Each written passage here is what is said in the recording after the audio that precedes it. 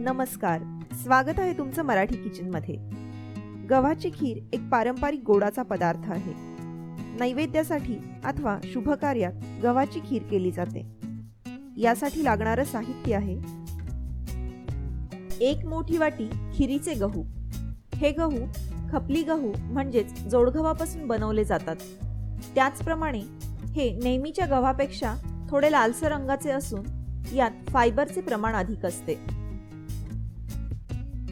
गोडीनुसार गूळ, ओल्या नारळाचे काप, आलं अथवा सुंठ, खसखस, बडीशेप व वेलदोडे।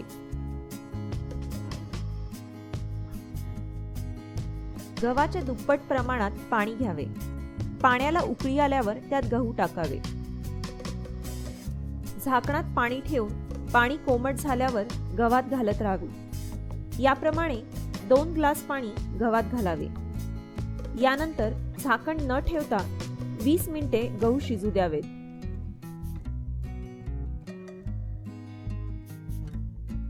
वीस मिनिटांनंतर गहू छान फुलून येतील।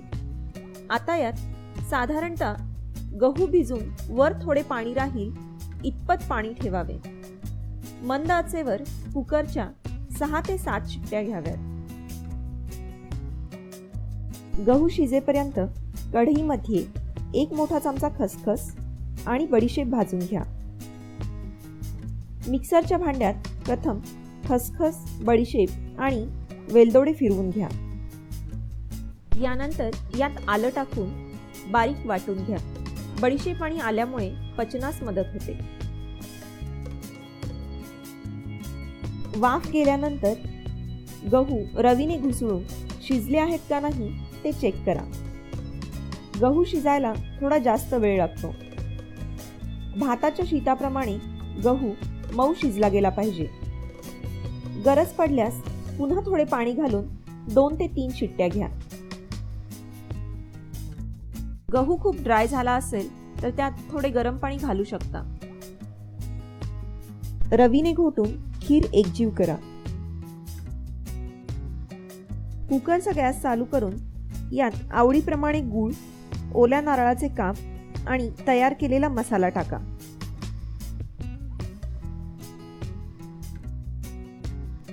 सर्व साहित्य एकजीव करून घ्या।